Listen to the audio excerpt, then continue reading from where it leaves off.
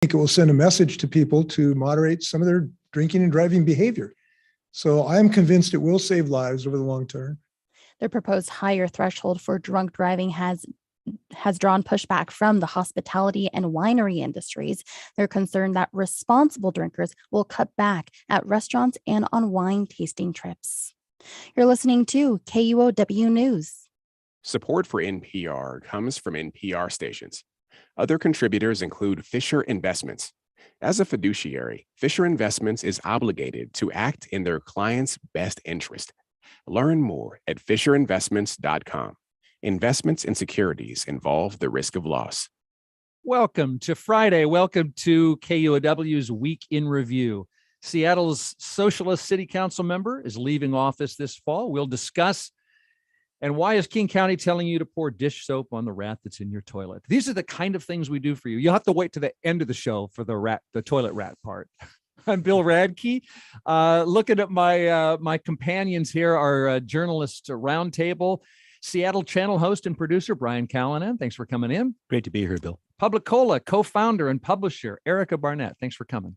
Great to be here. Seattle Times transportation reporter David Kroman. Welcome, David. Hello. Thanks for having me. And you can stream this show on YouTube and Facebook.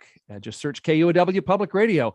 A lot to talk about this week. Let's get right into it. Seattle's only socialist city council member, Kshama Sawant, says she will not seek re-election. She's done at the end of her term in November. Elections are not the only, much less the primary path to political change, because the political system is rotten from top to bottom under capitalism. She is leaving that rotten political system after being elected 3 times in her central Seattle district. Sawant takes credit for progressive victories, including hikes to the minimum wage, tougher renter protections, and now she's moving on to help launch a new national labor movement and workers' party. Capitalism needs to be overthrown. We need a socialist world, and that is only possible by mobilizing many millions of working people around genuine socialist ideas. That audio from King 5, by the way. Thank you. Erica Barnett, I have heard Sawant called the most divisive council member, responsible for dysfunction. And I've heard she was irrelevant on the council. She annoyed the other members and they tuned her out. Which is it? Well, I think both things can be true. Okay. I think that it is both true that she is incredibly divisive and has been incredibly divisive, but I think it is giving her too much blame to say that she is responsible for dysfunction on the council. She's one of 9 members. Mm-hmm. I also think that, on the question of relevance, I mean, a lot of the things that she claims as victories, including the $15 minimum wage, including the so-called Amazon tax, were actually efforts put forward by other council members that, were done in collaboration with people that Sawant would consider enemies, like some of the traditional labor unions and like former Mayor Ed Murray on the $15 minimum wage. And so I think that, she has a habit of sort of jumping out in front of parades in a way. And I think that's what happened to labor unions' frustration on the $15 fight. Her slogan was 15 now. It wasn't 15 in a couple of years through a collaborative effort with labor unions and small businesses. Right. So I think that, it's overblown in both directions, her impact on the council. David, I think you were a little more bullish on Sawant's impact. Yeah, well, I don't know about bullish. I mean, Sawant is just so interesting because she kind of, in some ways, demands to be judged slightly differently than maybe you would judge a normal politician, which is, most people, they want to pass a bill, they kind of start having conversations with people, they build a coalition around it, roll it out, and hope it can get passed. Sawant's approach is not that. I mean, her approach is maximum pressure, maximum discomfort to anyone who might stand in her way and the way of her supporters. And, via that discomfort, sort of getting done what she thinks needs to be done. And so then, that philosophy, which, a lot of people support and a lot of people think is a good way to go in a sometimes overly staid and slow moving process. She's been reelected multiple times. She has been reelected multiple times. But the thing about that process is, when a bill is passed, like $15 minimum wage or the Amazon tax, which Erica's right, were not her bills in the end. She can sort of claim credit for those because she says it was the pressure of her and her movement that kind of pushed that over the line. And it's kind of hard, that frustrates to no end the people who feel like they put in the hard work of, building the coalition and collaboration to get it done. But, in some ways, I don't know.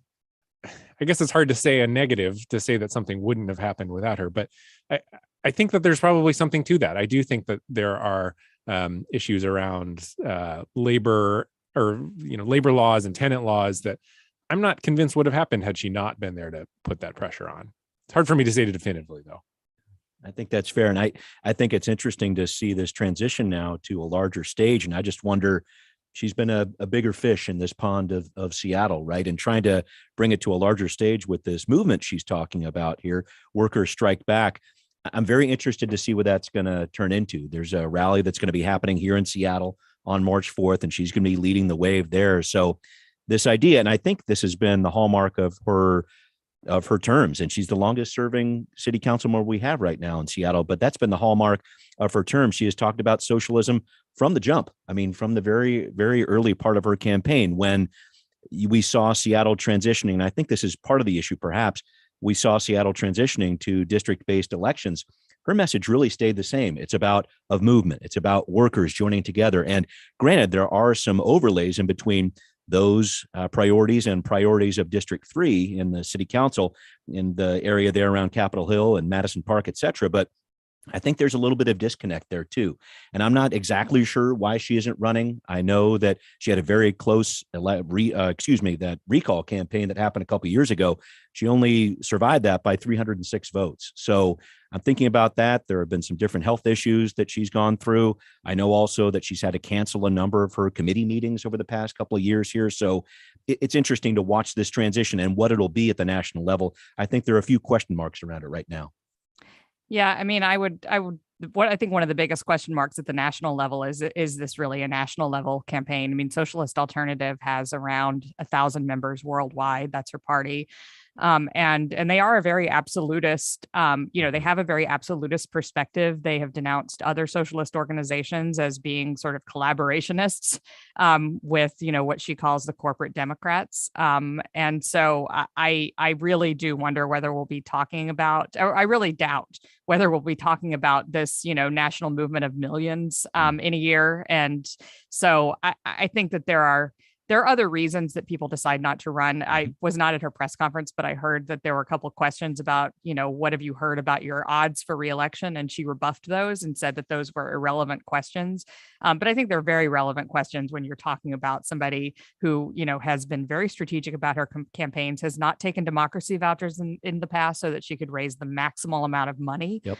And I think to your point, Brian, I mean, she barely survived that recall campaign. I haven't seen polling, but I've heard that polling is not great, or was not great for her reelection chances. And she was going to have a lot of opposition for reelection. It was already shaping up. And so I think those are really relevant questions. I don't know that we'll ever know the answer, but yeah. I think that they had to, polling and fundraising had to be a factor. And that polling piece, just thinking about it, I mean, we have 4 city council members, standing city council members right now who are not running again. So I think they're reading some of those tea leaves too. We talk about Sawant not running again, but we've got Peterson too in District 4. We've got Juarez in District 5. We've got Councilmember Herbold in District 1 there. So there's a lot of open seats here. And I think about the future of the city council too. This is a big part of it. Is it going to be a more progressive city council coming out the other side of this election here? Is it going to be a little bit more moderate conservative? I think that's very much up in the air right now. And that's, I guess, an exciting part, but it's another big question mark on what's going to happen with those elections. Well, what about District 3? They, as we said, they elected a socialist alternative representative multiple times. Do we expect is some of this opposition just about Kshama Sawant herself? And do we expect a different socialist alternative candidate to be elected in District 3? I see shaking heads. No, I don't think so. I mean, Sawant, through her whole tenure, she always talked about how it was not about her, it's about the movement. There's a story about when Socialist Alternative decided to run a candidate. It was sort of they chose who their representative would be by committee.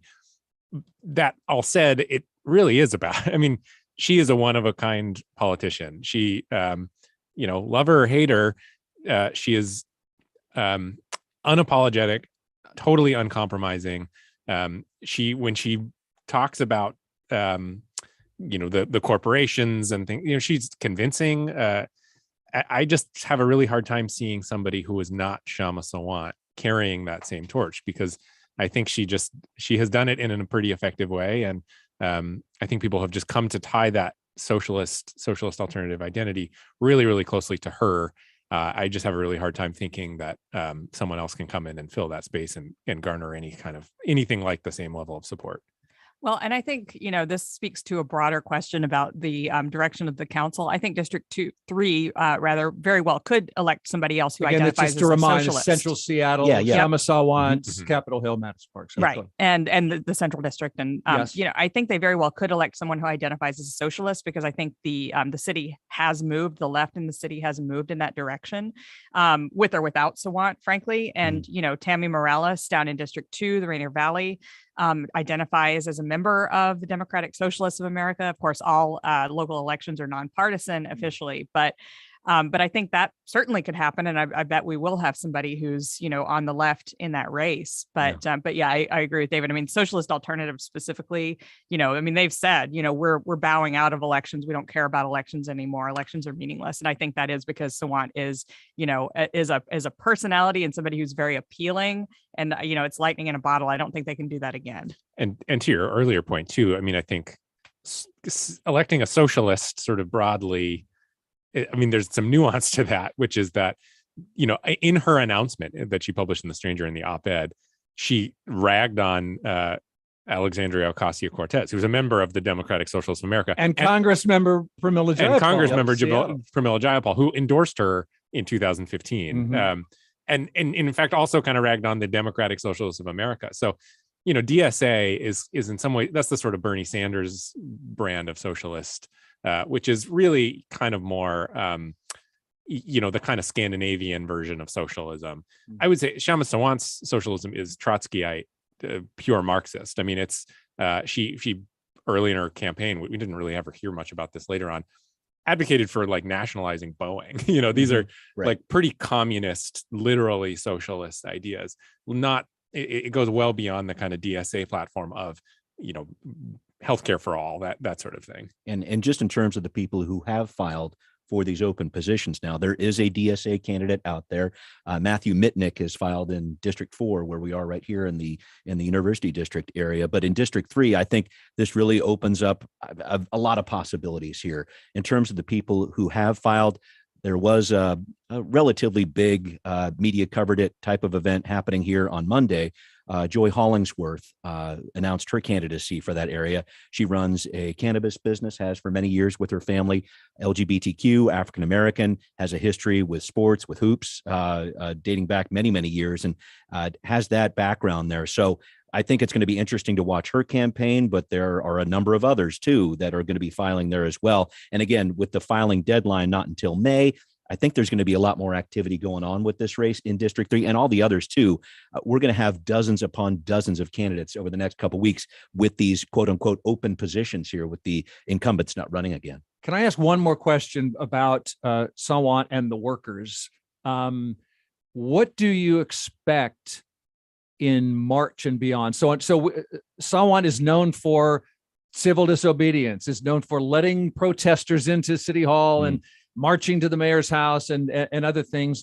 What do you expect at this rally on March 4th? And then how much impact, we touched on it slightly, but how much, Seattle has a history of labor activism. How much do you expect from this movement that Sawant says she's leaving to rally for? It feels like it's one step beyond a labor movement to me. And it's so focused on what she's doing and workers strike back. I know that she's had some challenges and has definitely dealt with a number of Starbucks workers here in Seattle and pushing them to unionize, et cetera. But I'm just unclear on what that's going to be, because the bottom line seems to be we need socialism now, which is a different thing than saying, let's have unions more involved. That's the way I see it, at least. Yeah. And let's recall, when the carpenter strike was happening, she sort of jumped out ahead of that as well and allied with some folks who were calling for wildcat strikes and were doing a lot of stuff far outside what the union wanted. And they asked her to stop and she said, no, this is, I have nothing to do with, organized labor in this case. I I'm doing my own thing. And that was, to use that word again, it was very divisive with the actual union that was trying to get changes done, changes made, in terms of the contract that they were negotiating at that time. Yeah. Okay, let's move on. That is Councilor Kshama Sawant, Seattle City Councilor, not running for re-election this fall. And we can go straight from her call for a socialist uprising to the call for a wealth tax in the state of Washington. After we take a quick break, we'll come back in just a moment.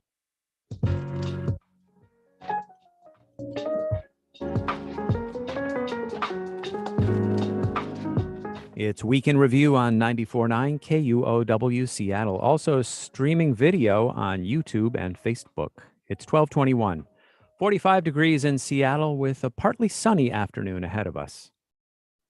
With endless news updates coming at you constantly, where do you even start? How about with segments that go deeper into the news you've been skimming all day and stories you want to hear because they're important, relevant, or just fun? Overwhelmed? Start here with All Things Considered from NPR. Listen every afternoon. Support for KUOW comes from the Washington State Department of Revenue's Unclaimed Property Program. 1 in 7 people have forgotten money from bank accounts and insurance proceeds to utility and phone company deposits. Learn more at claimyourcash.org. It's KUOW's Week in Review. It's Seattle Times, David Kroman, Publicola's Erica Barnett, Seattle Channel's Brian Callanan, and I'm your host, Bill Radke. And a proposed Washington state wealth tax has some support from 2/3 of Democratic lawmakers. KUOW's Amy Radel this week described this potential new tax. The wealth tax proposed by Washington Democrats this week would impose a 1% tax on people with more than $250 million in financial assets. Representative Neelan Tai says these Washington residents should pay higher taxes. These are the wealthiest individual in our state, and in some case, the entire world. Jason Mercier with the Washington Policy Center opposes the tax and says it would drive wealthy people to move away. There have been examples of countries with these, and the trend has been to repeal them because of the damage that they cause. Both sides agree that any wealth tax would be challenged in court. This comes as the Washington Supreme Court prepares to hear arguments about the constitutionality of the tax on capital gains enacted last year. Why, Brian, why would this proposed wealth tax be challenged in court? And what do you think might happen? I'm not 100%. I've given up on predicting court cases here, Okay. but I do know in terms of the constitutionality of it, that's the big challenge. And this is the discussion that is happening around the capital gains tax right now. So it depends on how you look at this tax. If it's a property tax, then it needs to apply to everybody uniformly. That's what our state constitution says. So could you say that about this when it applies just to the wealthy? That's going to be the question out there. And then is this a tax on income in some way? Could it be seen that way or viewed that way? That's also unconstitutional as well. So those are going to be the big challenges. That's what's been happening with the capital gains tax so far. And I imagine some of the similar challenges legally are going to be going on around this wealth tax too. Used to be a billionaire tax, right? Right. Now it's a quarter billionaire and above tax, which still only brings us to, I think, 700 people that would apply to. Yeah, these all feel like imaginary numbers a little bit. And, yes, last time it came up, which I believe was in 2021, it was a billionaire tax. And I can't remember how many people that was, but all of the same issues still pertain. Yeah. And it's been derailed twice. It got pretty far in 2021, but ended up getting killed at the last minute after making it through some committee trials. But yeah, I mean, this is going to be ultimately, if it passes, it's going to be a huge court case that'll drag on, and and we'll see. I'm not certain that this is necessarily if you want a successful path to get a lot of money for things like housing now, I think that, perhaps the proposal that Jay Inslee has put forward for $4 billion by lifting a bond cap, a debt ceiling rather, on how much the state can take out in debt and bond against might be a little more of a short-term win. But yeah, we'll see. I mean, the session is very young, and this will definitely continue to be a big debate. You see, it feels abstract. Then there's the idea of how you figure out who's a quarter billionaire. Well, it's just that much money. I mean, is it more equitable if it's just billionaires? I mean, quarter billion is more money than any of us will ever fathom in our lifetimes, right? So It's more than I get an hour. Yeah, that's for sure. Yeah. Well, and you can understand how you tax an income tax because you get X amount every year and you've got your W-2 or whatever other forms you have to report that. But billionaires really don't make income. I mean, it's not really about income for billionaires. They have stocks and they own stuff that's worth a lot. And so the challenge is, how do you tally all that stuff and tax it? Because I think the closest parallel is the property tax, as Brian said. But you own one house and you can kind of value that house. But like, so you go into the houses of billionaires and count up all the Picassos they have and get an appraiser into it. It's just, I think like Eric was saying, this in some ways feels to me more like a expanding of the what's the window, basically expanding this discussion further. It's a way to kind of push forward. But as far as like if and when this, even if it does passes, this will actually be bringing in money, I don't know. It seems like you were saying, pretty abstract at this point. And when you put it in the context of what the legislature is dealing with right now, they have a surplus that they're dealing with right now, and they're trying to figure out how to spend it. I mean, $2.6 billion of surplus. And I think some of the more moderate, maybe conservative voices in Olympia, and there are plenty of them outside of the bubble here in Seattle. It's important to recognize that some of them are saying, okay, this whole idea of bringing in more dollars through wealth tax, that sounds great and all, but we've got this surplus. We have people who are hurting. Why don't we reduce that tax burden on them? Why don't we reduce the sales tax? Again, these are some different things that are proposed out there, but this idea of we need to bring in more money versus we need to reduce the taxes that are already onerous on people right now is an important part of this too. Yeah. What about the flip side of a wealth tax, Brian? A guaranteed low income payment. Yeah, I'm glad you went there because this is an issue that I'm working on for Seattle Channel. I think it's very, very interesting. So this is Representative Liz Berry out of the 36th district, the Queen Anne area there. She is working on this right now. And this is the idea to provide a guaranteed monthly income to different people. They'd have to meet a certain income threshold. They'd have to make 50% of area median income or lower. But this would be something that money would be given to them, and that money would be dependent on where they live. If they're in Seattle, it would be a little bit more. It basically ties to housing prices there. So around $2,000 for Seattle, going down to other amounts for other people around the state. And I think it's really interesting because this has been tried out in the city of Tacoma. And they did a program where they ended up giving about $500 a month to 110 different families, all of them in need. All of them had a child at home that was younger than 18. And what they found with this project in Tacoma was that the money that was given to these people was used for rent. It was used for utilities. It was used for food. And in one case in particular, a case that I'm profiling, it actually was just that amount needed such that this person involved could actually apply for a mortgage and actually own a home. So there have been examples of this around the country. Again, we do get back to this whole concern over, hey, rather than giving away money, why don't we lower taxes? I know that's going to be going on in the legislature around this, but very interesting. Liz Berry brought this up last year. She's bringing up again this issue this year. I'm really interested to see where it goes.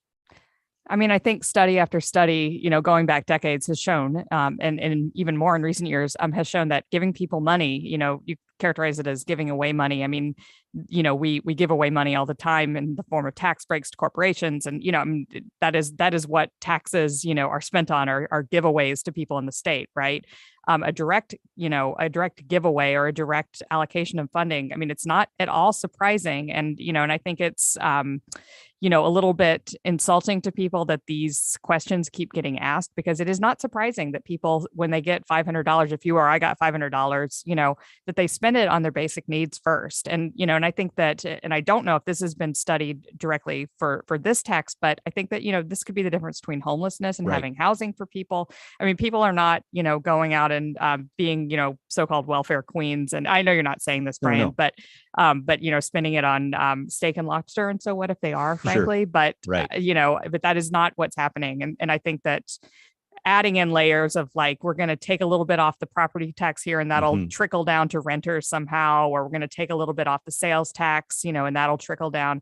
that's adding layers of government that I think doesn't need to be there, frankly. I mean, give people money and they spend it on their needs. And the important part of this, again, is just that it's focused on people who are lower on that income scale. You might remember Andrew Yang, when he was the presidential candidate, saying $1,000 for everybody. For everyone. Yeah. This one's more focused on, okay, who are the people that are making the least? Let's make sure we give that aid directly to them. And I'm very interested to see where this will go. This is a different tactic, but it has worked in the state of California. It's worked in other areas around the world. So we shall see. Is it just income? As we were saying earlier, you could have wealth, but be low income. True. I think this is the people who are definitely in need, Bill. Yeah, these are the Okay. people who are making the least and are needing these other services to get by. And this wouldn't affect those other services. Yeah. This wouldn't be a deal where, oops, you're making a little bit more, you can't have this. It's not a situation like that. So this is something that hopefully could add to the mix and help these people out. Yeah, I mean, we've kind of decided we're already okay with giving people some help. I mean, there are programs, TANF and SNAP, but Vouchers. Or the stimulus during the pandemic. Well, but I guess what's changing, it feels like, is a move away from this kind of Bill Clinton 1990s approach to welfare, in which you have to kind of hit all these benchmarks. You have to show you're looking for a job X number of hours a week, and you have to meet with drive to the office. It's almost like being on parole in some ways when you're getting some of these benefits. And so the big difference here is, well, we haven't really tested out what happens if we just don't have any of those requirements and we just give the people the money they say they need. And so in some ways, it's less about the dollars that are going out the door, because we do spend money on dollars going out the door, but it's how willing are people to just trust? Because the other programs are not really built on trust. They don't trust that the money going out the door is going to be spent in a way that those people deem appropriate. And so therefore they add on all these requirements that they have to be doing X, Y, and Z to qualify for that money. Mm-hmm. This is just saying, okay, we're going to try it out by just trusting that the people who say they need this money actually need this money and are going to spend it on ways that help them and give them better lives. And here's another proposal to help make housing more affordable. That is the idea of upzoning. State lawmakers might overhaul the state's zoning laws to catch up with the housing shortage. Here's KUOW's Joshua McNichols telling us about that this week. The middle housing bill would allow duplexes, triplexes, and fourplexes in cities across Washington state. It would allow sixplexes too, if they're near transit, or if two or more of the homes are affordable. The bill would override cities and homeowners associations that try to ban those homes. Last year, a similar bill failed to pass, but between sessions, the bill's bipartisan sponsors shored up support from a vast array of stakeholders, including environmental groups, employers, housing developers, and state government officials. The Association of Washington Cities, which helped sink the bill last year, says it's open to negotiation. It is? How so? What do we think the Association of Washington Cities is going to be cool with this upzoning? It's a pretty powerful lobby. I know that was the big push behind this last time. And this is just one of those discussions that's going on everywhere. It's certainly going on in the city of Seattle, as we talk about the comprehensive plan that they're working on, talking about this zoning. But Erica, I know you've done a lot of work on this when it comes to middle housing and where these things should go and when it's near transit and all that. Yeah, I mean, we've covered this a lot in the past, and I think one of the key obstructions, in addition to the Association of Washington Cities, has been State Rep Jerry Paulette, who has been very opposed to this bill. He lost his committee this year where he was blocking it in the past, so could move forward simply because of that. I think the area for negotiation is going to probably be around how far out from transit stops this quote unquote middle housing. I hate that phrase so much. Why? It just doesn't mean anything. I don't know what the middle of what. It just drives me crazy. But anyway, that's what everybody's calling it. So, but it's not a single family house. It's not a giant. It's right in the middle. Yeah, it's right in the middle. But anyway, I think the negotiations will be around how far out from transit stops that's allowed. And also how do we define, the middle? Is it fourplexes? Is it duplexes? Is it, sixplexes? And so I think that advocates for urbanism would say, we need to go way far out and stop kind of relying on this outdated urban village strategy that we have in Seattle, where all development is sort of concentrated along these big, busy, dangerous arterials. And then it kind of very quickly turns into single family only. And I think that the Association of Washington Cities will likely argue that it should be concentrated in those big, dangerous arterials and, and preserve single family housing everywhere else. Well, because if you did this whole idea of within a half mile of transit in Seattle, it would essentially be everywhere that sixplexes would happen. And I think it's this whole idea of local control. Seattle wants it. Every city wants it in terms of how they manage their growth.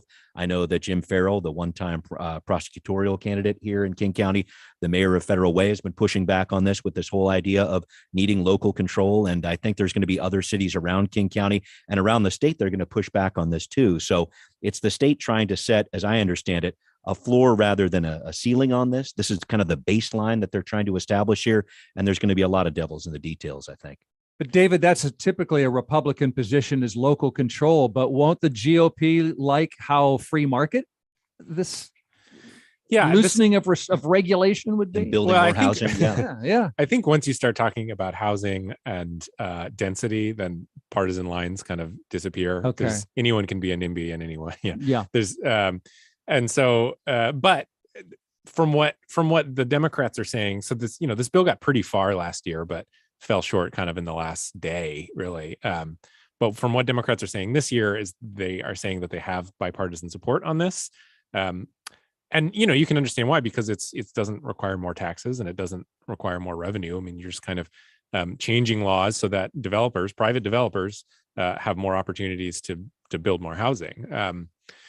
So, the local control thing, that is brought up every year. I think the reason it maybe won't carry as much water this time around is it's the local control argument has been happening for decades now. And it's, I think proponents of this bill now say that local control is not really about local control. It's about control, not doing this at a time when, 1 million people have moved to Washington, but we've only added 300,000 housing units.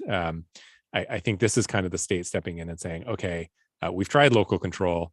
Even in Seattle, there in 2015, they had proposed doing something kind of like this, adding duplexes and triplexes citywide, and it didn't go anywhere. It got killed pretty quickly. So even in Seattle, this was not moving forward. So this is the state sort of saying, we gave you guys the chance to try this, and it hasn't done anything, and so now we're gonna step in. Yeah, and I think to David's point that NIMBYism is a nonpartisan issue. I mean, I think wealthy people, or just even people who own houses and bought them in the 60s for cheap, tend to be united and sadly in their opposition to renters often, and that's what we're talking about with sixplexes. We're talking about small apartments, and we see them all over Seattle, but they're very much concentrated in those areas where they've been segregated to. Yeah. If housing is affordable, that means the price of somebody's home is falling or not going up. Well, and can't have one without the other. And Seattle is a majority renter city. I mean, I think it's important to point that out too. And there's a lot of people that are talking about this. You talk about the coalition in support of this, the Builders Association of Washington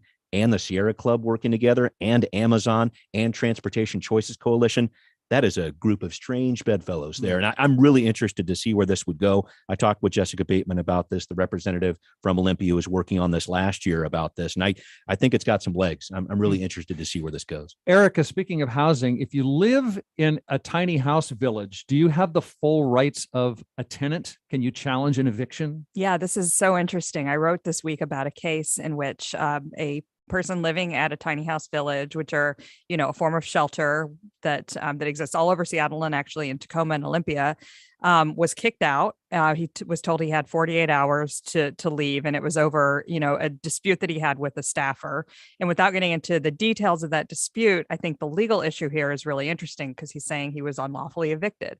Tiny house villages sort of started out as, being considered encampments. Then they were upgraded to enhanced shelter. And now this challenge is saying, no, actually they're housing. And, part of the argument is that people live in these places for a very long time. This particular guy lived in his tiny house for 2 years and, had just been unable in his account to get housing. He is housed now, but if a judge were to say this is housing and tenants or people living there are tenants with tenant rights, that would, really change the nature of what at least tiny houses are and possibly shelter more broadly. Because you could say, I need, you have to give me a 3-day notice of a violation and I can challenge that in court. You have to give me a 10-day notice for, other types of violations. And you just get more of a right to be there. Well, why does that kick in at the tiny house level? How does it compare against with a tent, which is also somebody's home? Right. I mean, well, it's not considered someone's home, right? I think you'd have a much harder argument to make that a tent in a park is your home.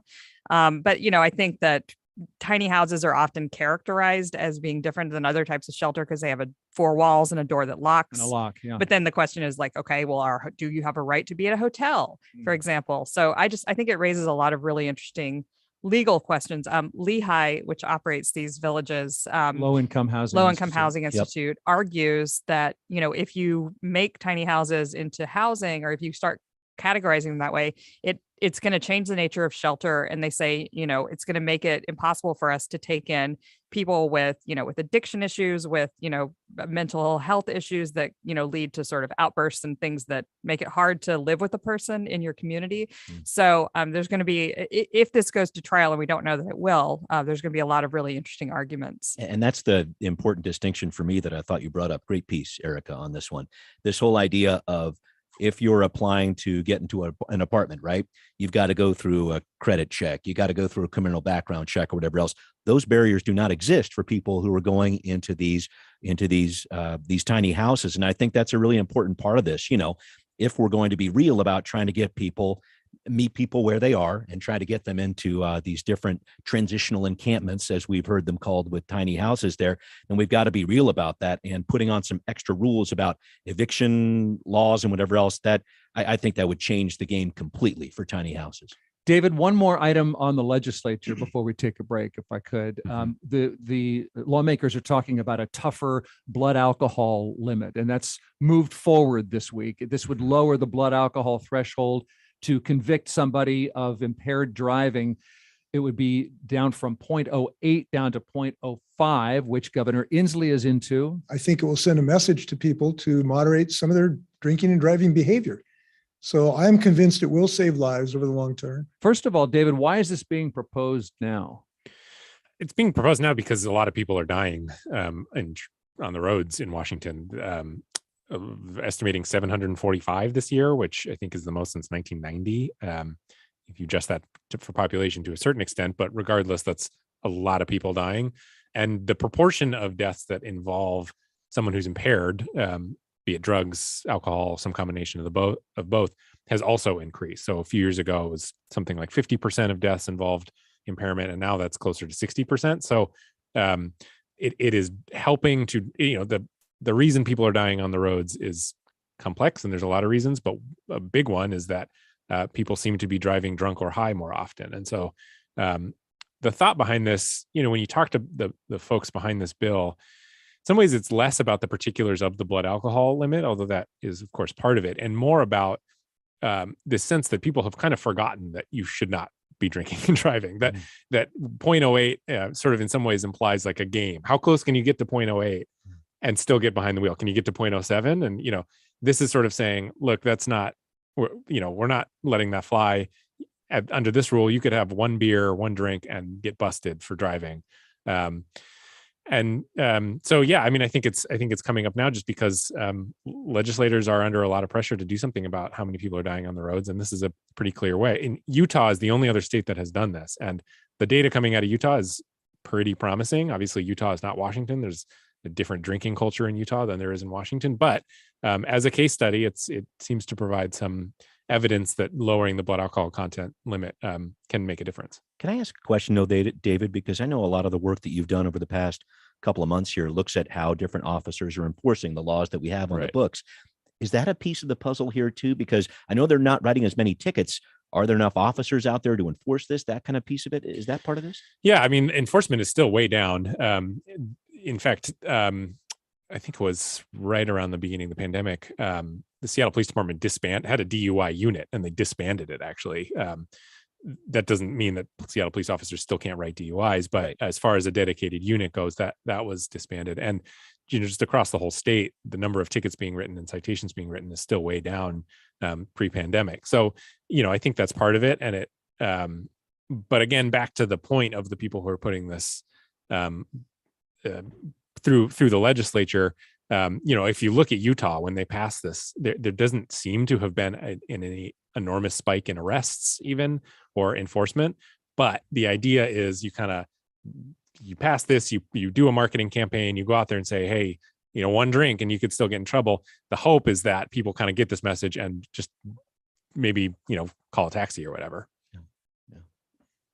Yeah, I mean, I think this is a curb on driver behavior that is a lot easier than providing public transit to everybody, so they don't have to to feel like they have to make a choice between driving and I don't know, and calling a taxi, which can be expensive. But it's obviously, I mean, it is one of the things, in addition to alcohol taxes, that is actually effective at reducing drinking and specifically drinking and driving. And I think that the marketing, you just basically needs to be don't drink and drive, and here's the consequence if you do.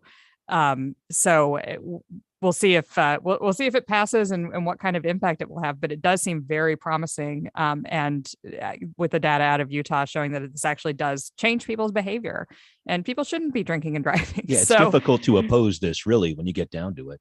Yeah, I mean the opposition, the opposition that I've heard comes actually from a Democrat, ex-DUI public defender, Jesse Solomon, who he kind of made the point, well, in some ways it's not relevant because officers have the discretion to arrest people under 0.08 already. If they're seen to be impaired, you can make that arrest. And then the other point that he brought up is that the state toxicology lab, which is responsible for running all the blood alcohol tests that prosecutors send to them, is working on like a year backlog. It's a really slow, bogged down process right now. And so, some questions around whether making this change, the state could even handle it.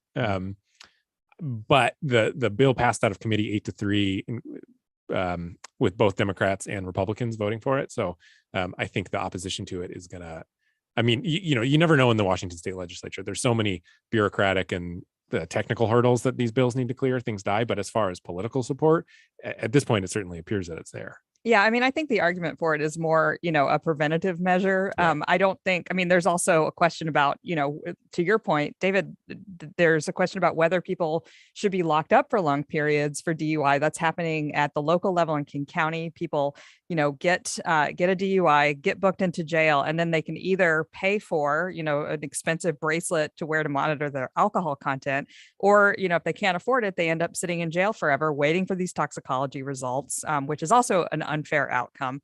But, if it is, it seems as though, unlike many other criminal laws, DUI limits actually do have an impact on people's behavior. So, in the sense that it can be a preventative rather than, an encouragement to more enforcement, more punishment, more people sitting and rotting in jail, that seems like a good outcome. That is Publicola's Erica Barnett, and we have Seattle Times transportation reporter David Kroman and Seattle Channel host and producer Brian Callanan, all talking with us on Week in Review. You're listening. You can also be watching on YouTube and Facebook, where we live stream the show. Did I say you were the co-founder and publisher of Publicola, by the way? I don't know if you did or not, Okay, but I'll take it. Okay. It's a good group. It's worth listening to on KUOW, and we're not done. We're going to come back and talk about the state of the city and even have a reason to smile. I'm not going to be paying the billionaire tax, but a lot of my money is tied up in dish soap to put on toilet rats, as we'll discuss. So stay tuned.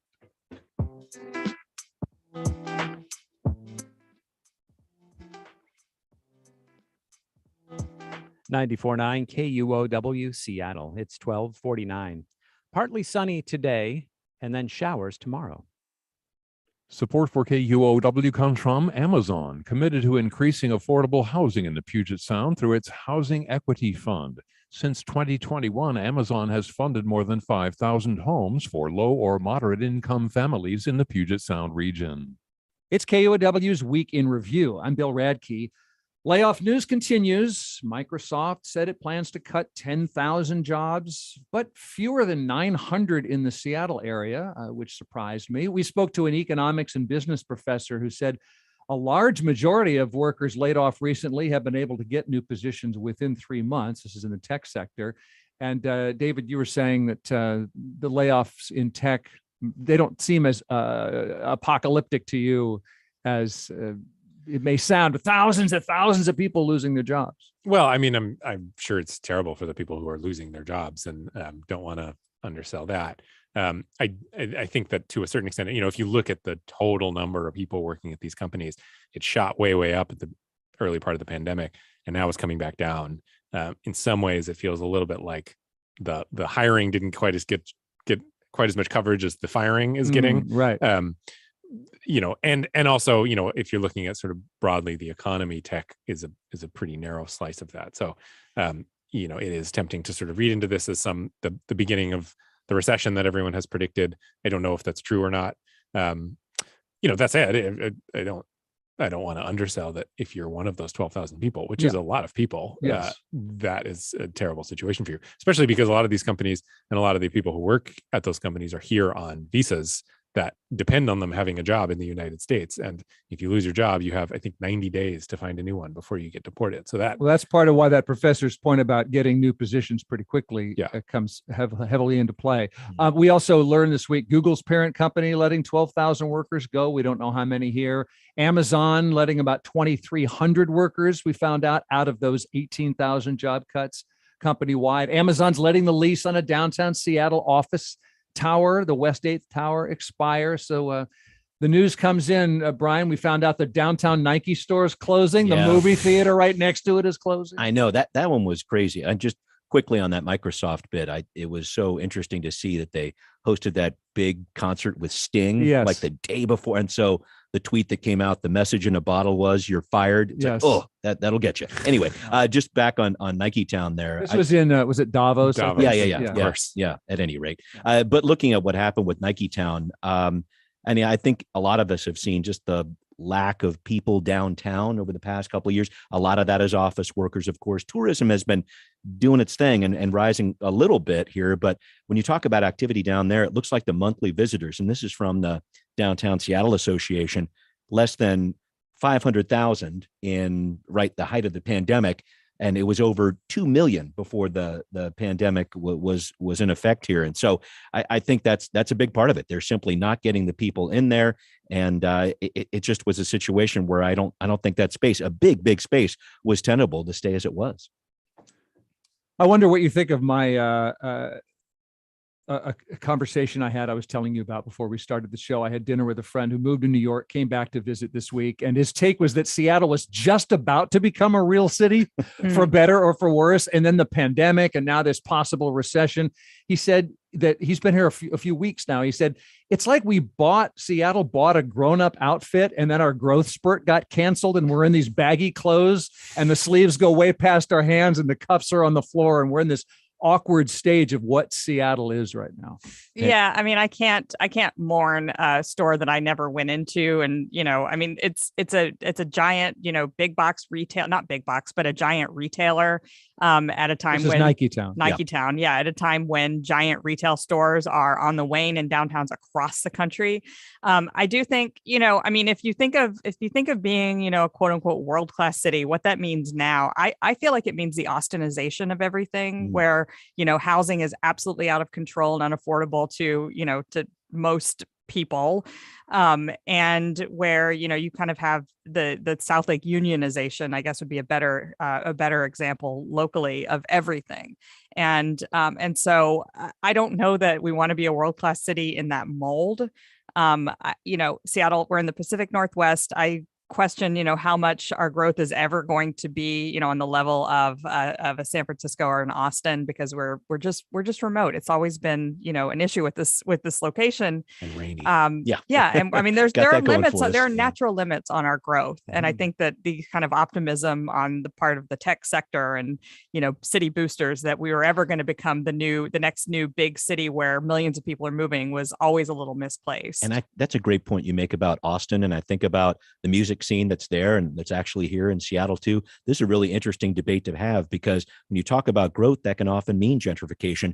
And arts and culture, there's a lot of people in that field that are moving out of our area right now. So what does it mean to be a big city? And if it means growth and pushing everybody out such that you can't afford it, well, guess what? That happened in San Francisco. And rather than talking about a great literary scene right now, you go on the tour to talk about Jack Kerouac. You don't talk about what's happening right now. And so I look at what's happening in Seattle as, yeah, there's growth that's happening in different ways, but I want to try to preserve something there so that we can have people who have lower incomes be able to stay here. And that's often musicians and people in the arts. And I want to preserve a time at the end of Week in Review where we talk about something that made us feel uplifted or even smile this week. I will say that I like to learn something. I learned this week from Seattle's Channel 13, the Fox 13, that King County just released some tips for what to do if you find a rat in your toilet. Yep, a rat in the toilet. So apparently rain pushes more rats into the sewer systems and they could end up inside your pipes. So here's what King County says to do. Step one, remain calm if you can. Now, if you can't remain calm, then you probably shouldn't be following a list with numbered steps. Okay, this is the time you should be screaming. Then you can proceed to the next step. What number step are we at? Step two, close the lid and then flush.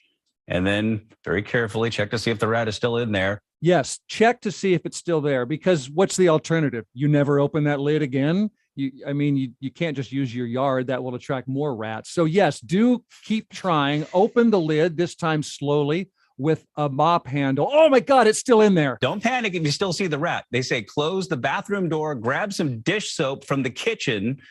Hopefully the rat didn't jump out of there. Step four, crack the lid and then squirt the dish soap into the toilet and then flush it again. It may take multiple flushes. Wait, why am I squirting dish soap onto my toilet, rat? Does anybody know the answer to that? So that'll slide down the pipe a little faster. That was my first guess. First, I thought it was to make the porcelain slippery so it can't climb out. I hadn't even thought about making its exit pipe slipperier. By the way, this TV report never said, so I had to go to the King County website to find out. I also wondered, it's to make the water taste bad, right? So the rat is repulsed and swims away.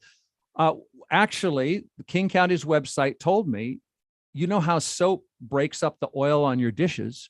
Well, it also breaks up the oils on a rat's fur that help it repel water and stay afloat. And the soap breaks the surface tension of the water, which also makes it harder to float on top of it. So you're making the rat less buoyant, which is now starting to feel kind of cruel. The rat is struggling, thinking, I know I could swim better than this. Hopefully it'll get tired after the 300 or 400 flushings that you're doing every 15 seconds until you can sell this house. Bottom line, though, do you know how to keep rats out of your toilet? King County says the deal is they smell food in your kitchen drain, so they climb the pipe from the sewer to your home. They can't get to your sink, but they might fit in the toilet bowl. So the county says keep your kitchen sink rinsed out, clean it with baking soda and vinegar, keep garbage can lids closed, pick up dog waste in your yard. In fact, have your dog produce waste in someone else's yard. Yeah. Clean out places that rats like to shelter, including bushes, tall grasses, corporate think tanks, and wood piles. Or there's an alternative. The New York Times just did its trends for 2023, and one of them was pet rats. So you could just open that lid and let it out and buy some Purina rat chow. So that whole thing made me smile. I think you're underselling the King County website on this, which is a cartoon that is the most delightful thing I've seen in a really long time. So I just encourage people to go to publichealthinsider.com and check out that cartoon. Yeah, it's incredible.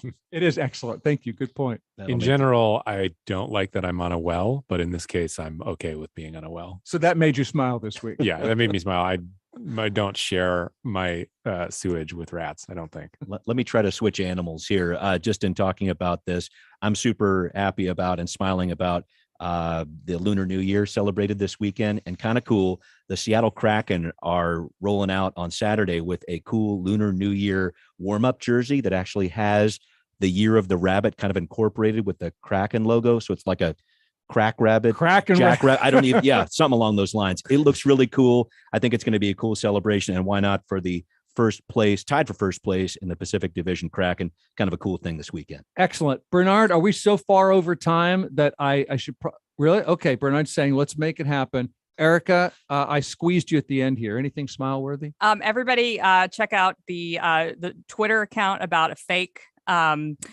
note that a guy said that his cousin got from a girl in Austin. It's at Henpecked Hal. The Twitter, the forensic files of Twitter went to work and they outed this guy as a liar. It's like the most low stakes thing ever, but it is so hilarious. I think it's the highest and best use of Twitter. Yeah, I really encourage everybody to check it out. I'm about to Put some dish soap on that. Yeah, right. At Henpecked Hal. Hey, that's we're at the end of our show. I want to thank Brian Callanan, Seattle Channel, Erica Barnett, Publicola, David Kroman, Seattle Times, and our producer Kevin Kniestead, and everybody else. I'm Bill Radke. Thank you so much, everyone. Thank you. Thanks.